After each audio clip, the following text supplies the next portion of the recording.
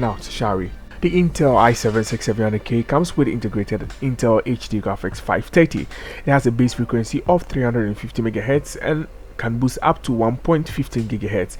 It supports DirectX 12, OpenGL 4.4, and has a max resolution of 4K actually at 60 Hz output. It also features quick sync videos, clear video HD, and Intel in true 3D technology for media handling. Fun fact: the i7-6700K was a popular choice for gamers back in the days, before dedicated GPU became mainstream for even mid-range setups. The first game we tested was Apex Legends at 720p, running everything on the low preset. We experienced frame rates ranging from 18 to 43 FPS, but most of the time hovering around 28 to 30 FPS. However, there were occasional dips down to 18 FPS that would linger for a couple of seconds. While the visuals weren't the best, they still offered enough details to spot enemies effectively.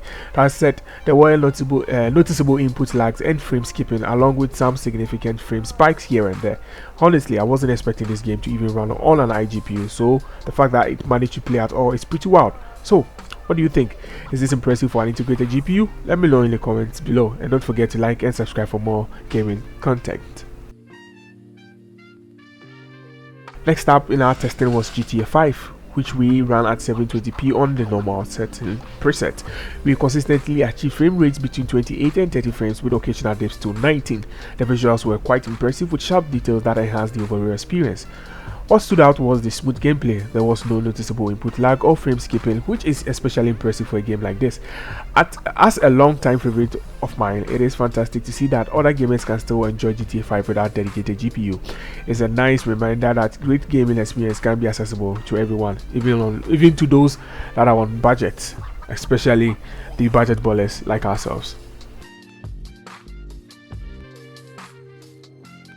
Next on the chopping block was Deep Rock Galactic, which we tested at 720p on low settings.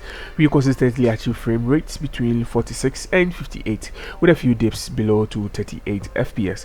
What impressed me the most was the smooth performance. There were no input lags or frame skipping to interrupt the game. The visuals remained detailed and sharp, ensuring a solid gaming experience. Overall, it was a fun and fluid adventure in the depths. We tested Far Cry 3 at 720p on low settings, and it performed surprisingly well. We achieved frame rates between 30 to 41 FPS, providing solid gameplay experience. The visuals held up nicely, and I was pleased to report that there were no input lags or frame skips to distract from the fun. Overall, the Far Cry 3 ran just fine for a single player experience, making it a great option for anyone looking to dive back into this classic adventure.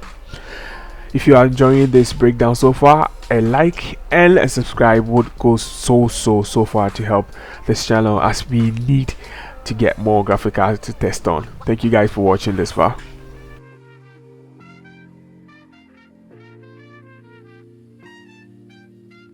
Next up was Ironsight, a game designed for Call of Duty lovers but unfortunately plagued with cheaters. I have to say, I didn't enjoy the testing experience with this one, but it had to be done. At 720p on low settings, we managed to achieve solid frame rates around 40 FPS. The details were decent and the performance held up well despite the game's issue. However, the overall experience was marred by the presence of cheaters, which definitely dampened the fun. If you are looking to pick this one up, I would suggest you buckle up. There's a lot of cheaters in there. We tested Dauntless at 720p on low settings with 50% resolution scaling. We clocked in frame rates between 28 and 33 FPS, and I have to say, the gameplay was surprisingly smooth. The visuals were pretty solid, bringing the vibrant world to life without any noticeable input lag.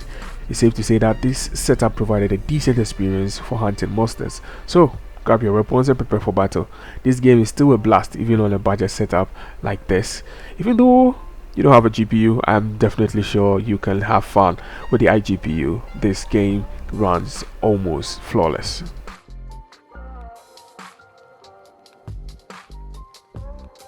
We tested Borderlands 2 at 720p on low settings, and it was a bit of a mixed bag. While the frame rates were decent, ranging from 38 to 48 FPS, there were so many issues that it made testing a real challenge. The input lag was particularly frustrating, turning the experience into a struggle. On the bright side, even at low settings, the game still looked pretty good, well, as good as it can get on a budget setup. If you're a fan of the series, it's still worth a try. What do you think? Can Borderlands 2 hold up on a low end break? Let me know in the comments, and don't forget to like and subscribe for more gaming results. Overwatch 2, despite its esports optimization, wasn't exactly thrilled to run on our setup. At 720p on low settings, we saw frame rates fluctuating between 10 and 30 FPS, along with frequent frame spikes, input lags, and frame skipping. Honestly, playing felt like a battle itself, especially 3 years into the future. On the bright side, the visuals were surprisingly solid, even with the low settings, so while the performance left a lot to be desired, the game still managed to look good. If you are determined to play this on a budget, be prepared for a bit of a challenge. Testing Far Cry New Dawn at 720p on low settings felt more like a slideshow than a game. We were struggling with frame rates between 12 and 18 FPS, and that was about it. On the bright side, though, the game did look fantastic, even if it was a bit blurry in some areas. Unfortunately, we also dealt with frame skips and frame spikes and input lags, which made the experience pretty frustrating. But hey, at least the graphics are so pretty that you might forget you are playing a slideshow until you try to move, that is. Well, it's not that bad, but I mean, you guys can see it is actually not that good either. The last game we tested was Far Cry 4, which we ran at 720p on low settings. We achieved frame rates ranging from 18 to 29 FPS. The visuals were quite impressive, just like New Dawn, but unfortunately we encountered the same issues. Frame skips and input lags were still present. Despite the performance hiccups, the stunning scenery still managed to shine through. It's a shame the gameplay experience was marred by these problems, but the beauty of the game kept it somewhat engaging. The game did run a bit better after a couple of minutes.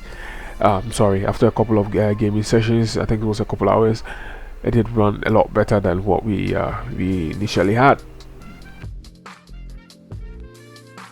In conclusion, testing these games on an integrated GPU was a wild ride. From Apex Legends to Far Cry 4, we saw a range of performance, with some games surprisingly playable while others felt like a struggle.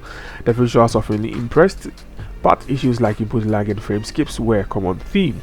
If you are considering gaming on a budget setup, it's definitely possible, but be prepared for some challenges along the way. What do you think? Could you handle these performance issues, or do you prefer a dedicated GPU? Let me know in the comments, and don't forget to like and subscribe for more gaming content. And I'll see you on the next one. Until then, cheers.